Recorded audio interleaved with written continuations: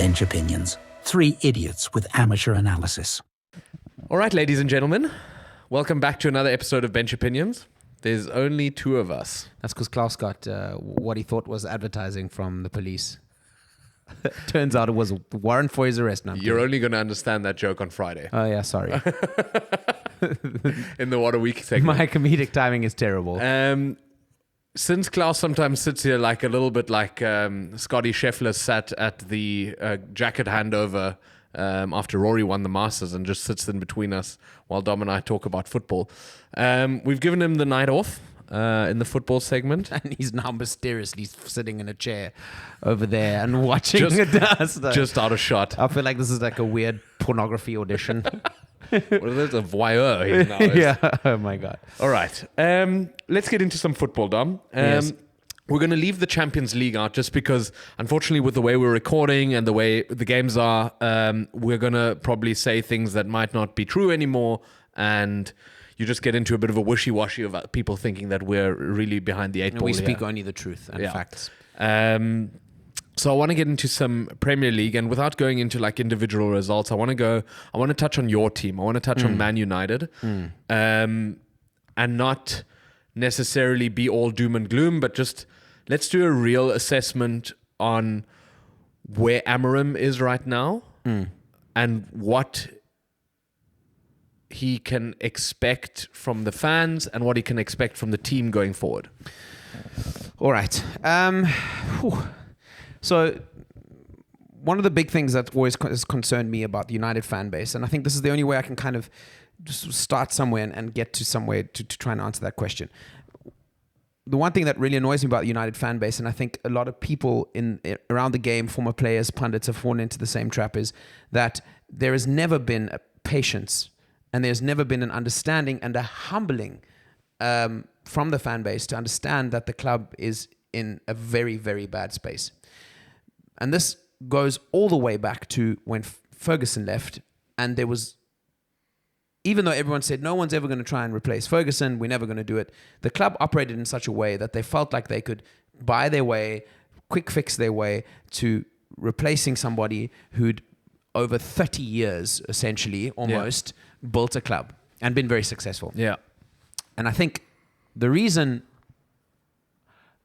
that has led to where we are now. And where we are now is that after a whole bunch of mistakes in the summer that have been admitted by the new regime and the new leadership, before that 10 years of really, really bad management of a football club, someone who with a lot of promise, someone who sees the game quite uniquely and refreshingly as a coach, has been brought into a football club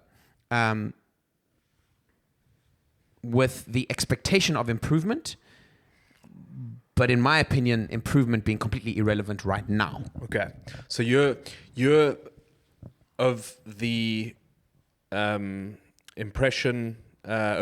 that whether Amorim finishes 12th, 15th, or 9th does not matter. Results don't matter, because who he has, what he has, doesn't matter, because next year it's going to be completely different. Or next season. Yeah. Okay. So the last part of your thing, nobody knows.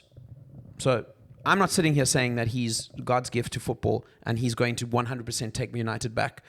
But I think it is redundant to try and in any sort of way judge him on his football management abilities with this group of players that he has, given the context of when he joined the club.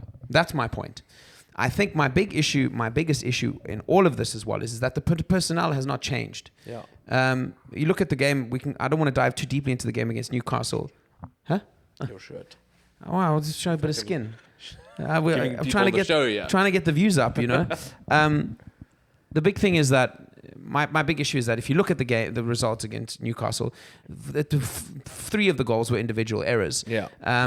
And look, I'm not saying we played well or anything, but I think again and again and again, you know, we're getting into expected goal positions. We're having shots at goal. We're going through periods of game where the players are just not good enough at executing and getting results. And I don't see how that changes until you get rid of the people that need to go and aren't good enough and bring new people in. Having said that, though, I think I can understand people. I can understand Ruben Amorim coming across a little bit naive at times, even though he very explicitly says, "I'm not naive." But I think he needs. Is that enough, eh? To just say, no, I think I'm naive. I'm not naive. I think he's ridiculously pragmatic, Yeah. and I think that's good because that's what this club needs. You need to stop trying to pretend like this club is anywhere further or longer in the journey of rebuilding than it is. Yeah. But I think you can't. You also need to understand that fans, it doesn't happen in a vacuum. Fans want their club to be playing well, want their team to be winning, and want their team to be. They want a reason to keep coming back. Yeah. But this thing brings me to my next point that I think one thing he has understood, and I think he understands the importance of the Europa League, and I think he's put all his eggs in that basket, and I don't think there's much of a downside to that. No. I don't see what the difference is of us finishing 13th or 15th. Yeah. But there's large subsections of the fan now, and much of the fan base now than you would even expect, that are even starting to question him, and some people extreme enough starting to call for his head. Yeah. I mean, sitting on the complete opposite end, I can see how that develops, especially online, because that happens in every club. Yeah. I think people were calling for Klopp's head in the seasons where we finished, I think, 4th and 3rd. And if you think about that, that's also ridiculous. But what do you make of the fact that you played Lyon midweek?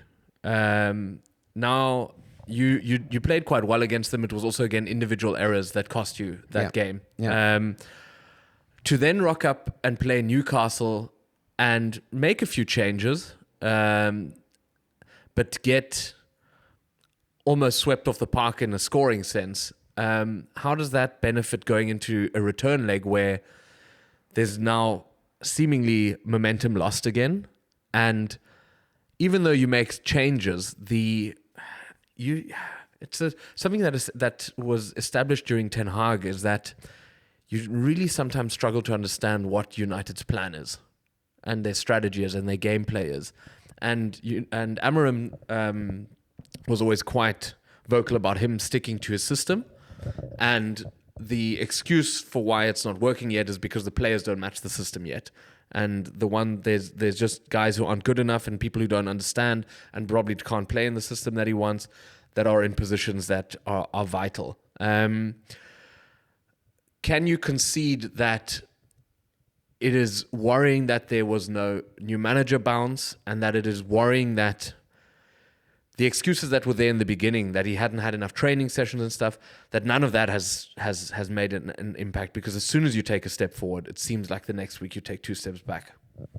Yeah, I mean, I can definitely concede that the promise that he's shown at Sporting, and the promise that he spoke about when he joined the club, has not come to fruition. I can 100% understand that. I just also think that, unfortunately, and I'm going to sincerely say this into the camera, is United fans and anyone who looks at United, we are terrible. We are 13th. We are the squad is bad. I think it's going in the right direction. I think there's players that have been brought in that will go on to get better, which is what I want. I don't want us to be a graveyard for football players. I've said this many times on this podcast. But you cannot compete in the Premier League with someone like Christian Eriksen in a pivot role in midfield. You cannot compete with someone like Lindelof in the middle of a 3 at the back. Yeah. You cannot compete with someone of the quality of Højlund up top. You can't compete with an 18-year-old left back in a team that's underperforming. You can't compete with someone like Alejandro Garnacho, who's 20 and has a lot of potential, but is not a finished product yet. Absolutely. And I think all of that gets forgotten because people are like, we should be getting better. This is our guy. Let's go. And I can only point to Liverpool under Klopp, for example, as the perfect example. Mikel Arteta with Arsenal, that managers need time, and even managers that join in the summer at a club and have a transfer window and preseason need time. And we're talking about a guy who joined in the middle of the year with possibly the worst United squad since Ferguson left. Yeah. I think people need to stay sober and rational.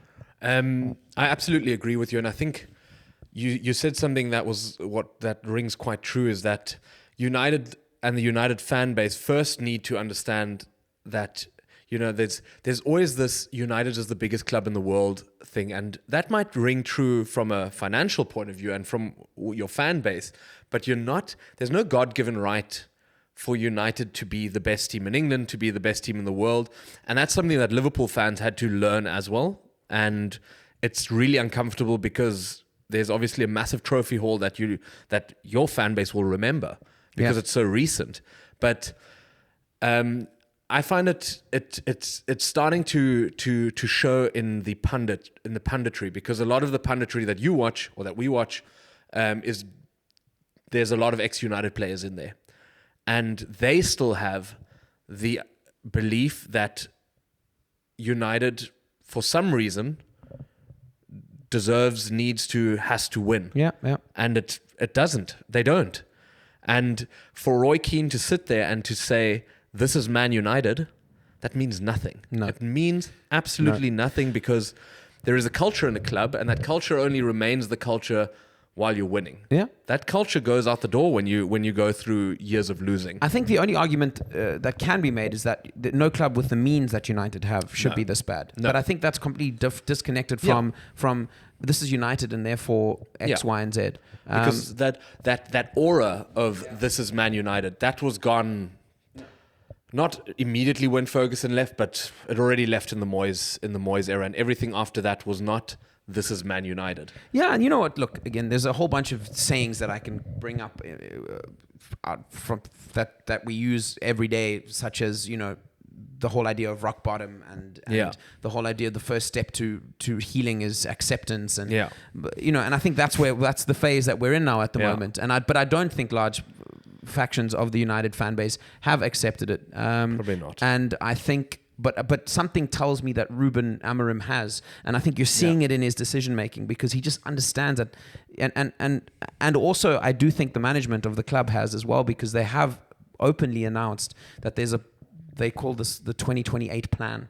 Yeah, they only expect to be winning or competing again or giving the club a good enough chance to win the league by 2028. And as much as it pains a fan, sure.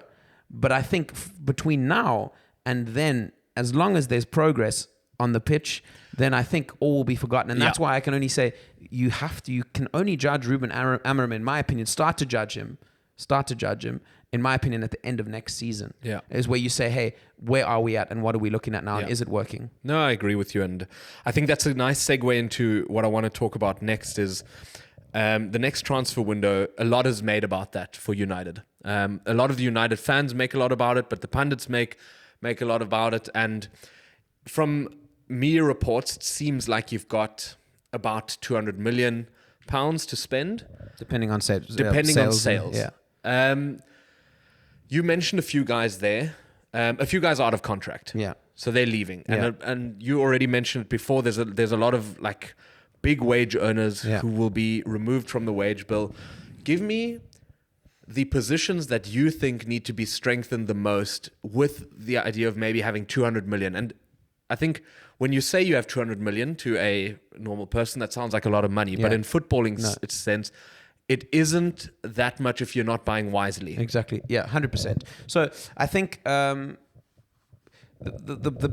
big gaping, easy to answer one is the striker question. And this is not a question that's recent. United haven't had a good number 9, I'd argue, since Cavani. Someone that was a proper proven goal scorer, someone that could put the ball in the back of the net. So that's the big one. To go through possible scenarios there of who we're linked with and how it might work is you've got Liam Delap from Ipswich, who is very talented. He's English. He's scored 13 goals for Ipswich in the Premier League this year as a 22-year-old. Interesting. You're looking at between 30 and 40 million, depending on his release clause and them getting relegated, because it seems like they are going to get relegated. A very unpopular choice for a lot of people. I can understand it, but I don't buy the whole thing that because he's cheaper than the others, he's worse. No. And I think it could be an astute bit of business. However, Chelsea are in the race as well. He apparently wants Champions League football. We don't know if we can provide that. I don't know if you're scoring 13 goals. I don't know if you can put your hand up and say, I demand Champions League football. Let's keep our eggs Well, in the I think basket. that's his goal. Yeah, for sure. Yeah, but Yeah. and Chelsea looks like Chelsea would be able to give that to him. Yeah. Anyway, so I think that's one position we have to improve in. Then I think in midfield, well, let's go from front to back. We need another number 10. We need someone that can play in behind. That's something that Garnacho is trying to do now, but you just seem to think to yourself that Garnacho is more of a natural winger as opposed to someone that sort of plays right behind in the shoulder of the striker. Very, very seriously linked with Mateus Cunha from Wolves. I've been following transfers for a very, very long time. I kind of have a pretty good feel for when it seems genuine, the interest, and when rumors seem to be genuine. I personally believe that this deal's quite a long way along. Okay. And I wouldn't be surprised if it gets finished quite early on in the transfer window. Right. So keep an eye on that. A couple of other people floating around, someone like Ademola Lookman as well. There's some people on the market there. And I think out of all the positions, probably the easiest position for us to kind of have a list of 5 people in a similar price category to kind of fix that position. Okay. Yeah. So let's say 70 million is off the table. Yeah. Right? 2 players, especially if you're buying in the Premier League. Cunha apparently 60 million. So you're looking at about if you're getting Delap and Cunha, you're looking at about 100 million already gone. 100 million is gone. There's always a surcharge if you're buying in the Premier League also, and there's always a surcharge seemingly when it's Man United. So let's say 100 million's gone. Let's say you've got a striker, you've got a new number 10, you've got 100 million left. What are you buying? There's big debates about what United might need here, but if, from my pretty good knowledge of the academy and some of the guys coming through, I think for large parts of last season and this season, we were looking at trying to find a new right back, and these wing backs that he likes to play with, Amorim, but a lot of that seems to be the strongest position coming out of our academy. Yeah. I think Amad Diallo also is going to go on to being a wing back long term. Harry Amas, who made his debut yesterday, had a pretty solid game as an 18-year-old. And there's a couple of other guys in the academy that have been training with the first team squad since Amorim came in, that I think will be able to fill that position. So I think that will kind of go into the background unless something changes and we happen to free up some more money. So I think the 2 positions that United will look to strengthen is we will go in for another midfielder, box-to-box midfielder, someone to partner and provide cover / partner Mainu and Ugarte. Mm-hmm. I think with Casemiro possibly leaving, I think that's a big one. Anybody's guess who we might go for there. I think it'll be a less high profile signing. Right. I think someone maybe a little bit younger or a little bit more off the radar who can come in and do a job. I think that kind of position as well is just someone where you're looking for someone who can cover yards and get around the pitch. I don't know you need a world beater for something like that. Right. So I think there you might look at something like 30 to 40 million. Okay. And then final piece of the puzzle, I think we will go in and try and get a good centre back, right? And a young one. Having said that, so Jared Branthwaite from Everton is in question. A lot of people saying that Everton are willing to kind of bite the bullet and accept 50 million for him, something like that. Okay, great centre back. Yeah, and a good centre back, proven Premier League centre back. So I think that's kind of I think that's a rough estimation of the first few steps in trying to rebuild the squad. I can see. So if you look at what Ten Hag did, trying to buy a lot of the players to suit his system, but also buying a lot out of the Dutch league or like not the Premier League, that has shown in the level that these players have then shown under Amorim. Yeah. And that's where you can argue or you can agree with someone like Roy Keane, who then goes, if the times are tough, you need guys who can at least keep up and then just put in those basic performances that just get you 1-0 victories, 0-0 draws. And if you buy proven Premier League players, whether they score 13 goals or less or 20, that's worth a lot. And exactly. And also, again, coming back to the whole point of humbling yourselves, next season, we need the set of players to get us, I would say, into the top 6. We're not looking for people to go and that's why I like the idea of, someone like Delap coming in, and sure, he might not score 20 goals next season. Yeah. But if he comes in and scores 13 to 15 goals next season, we climb up that table. Absolutely. You're buying currently your equivalent of an Adam Lallana for Liverpool. You're buying your...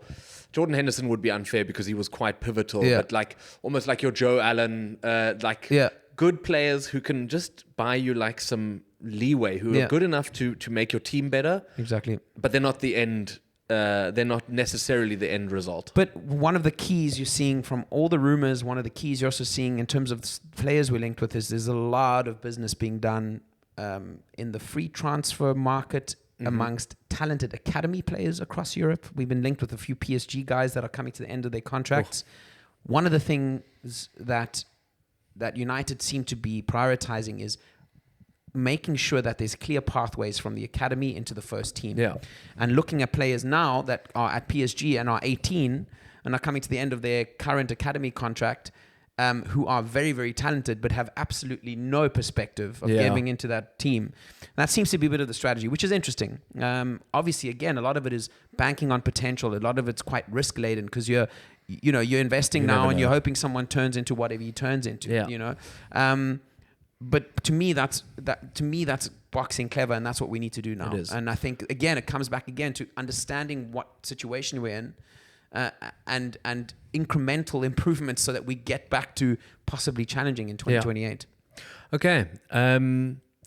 Anything else to wrap up the Man United chat? No, I think it's going to be a season-ending stretch now that's going to be really hard to watch for United fans.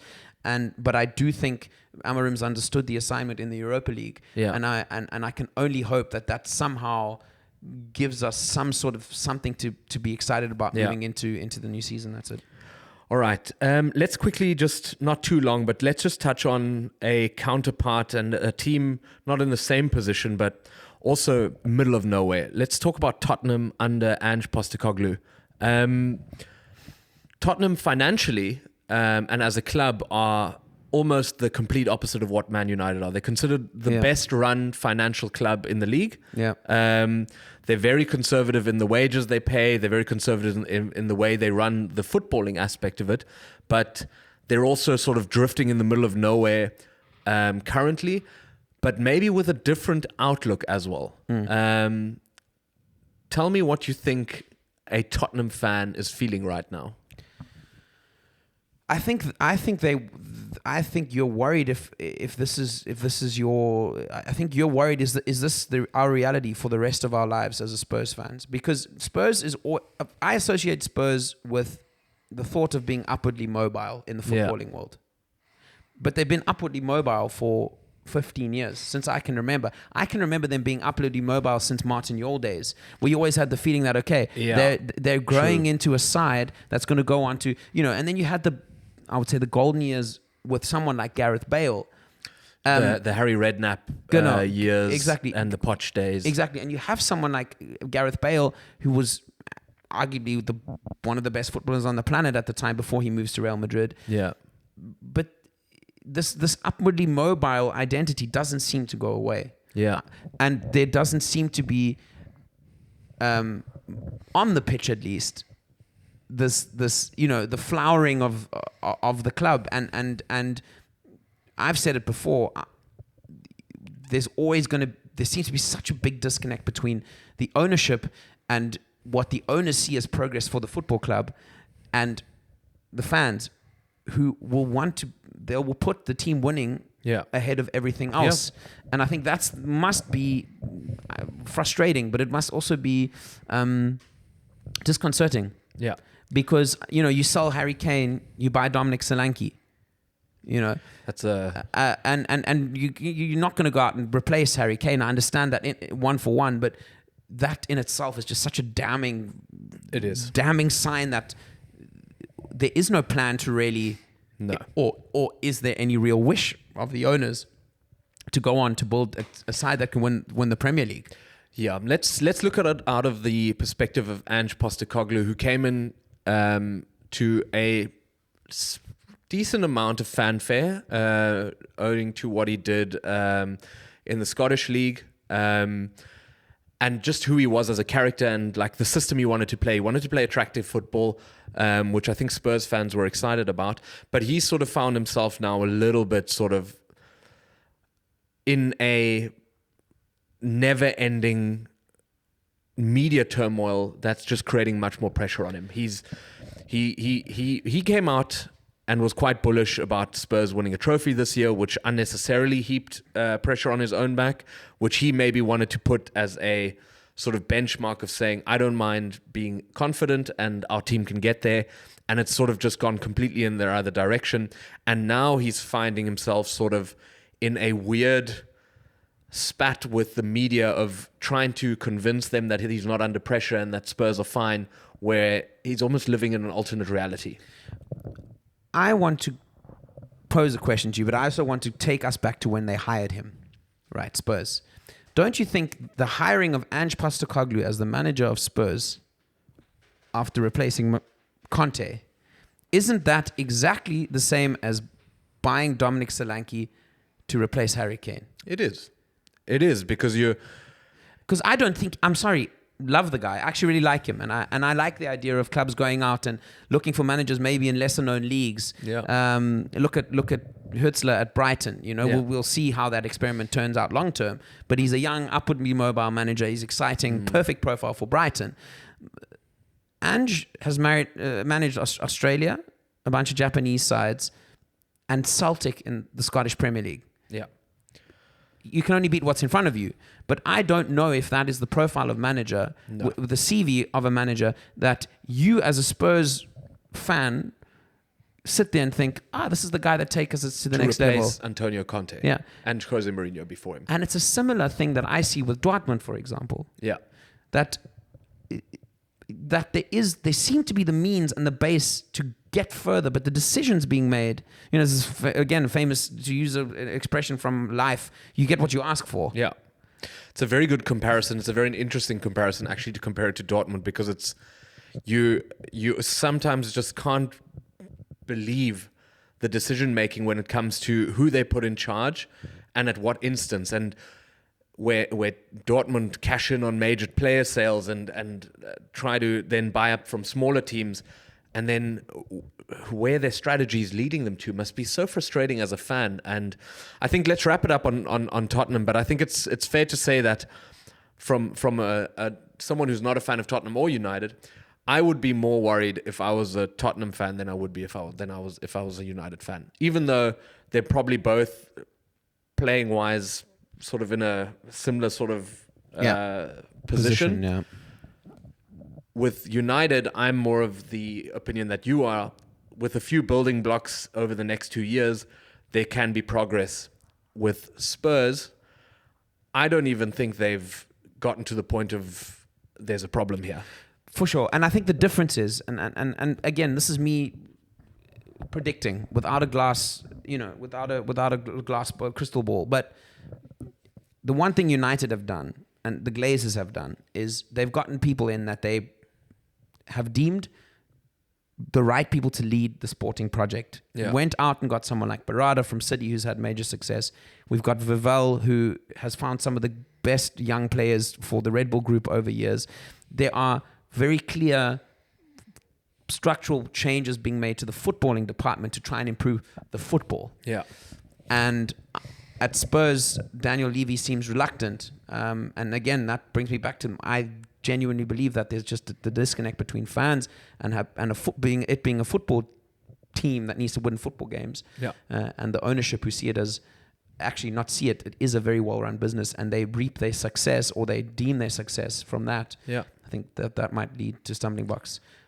Yeah, well, I think the nice thing about football is that in a year we can look back at this episode and say how little we know and how pointless this all was. Exactly. I want to touch, though, on one thing on your team.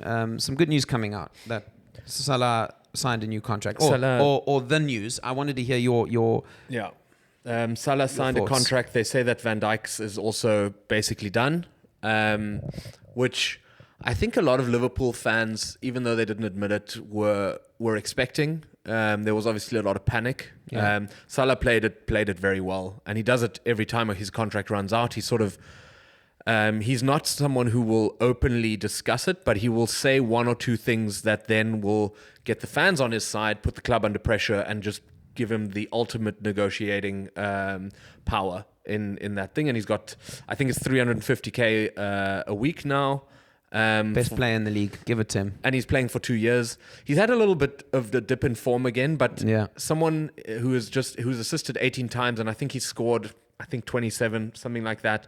I'm happy. Give it to him, let him stay for another 2 years. I actually think, on the other hand, though, that someone like Virgil van Dijk is almost more important, because what he adds to that Liverpool defense is unreal. Yeah. He's made a few mistakes now in the last 2 weeks, and I think it's also due to the fact that Slot just Fatigue, plays the same team every week.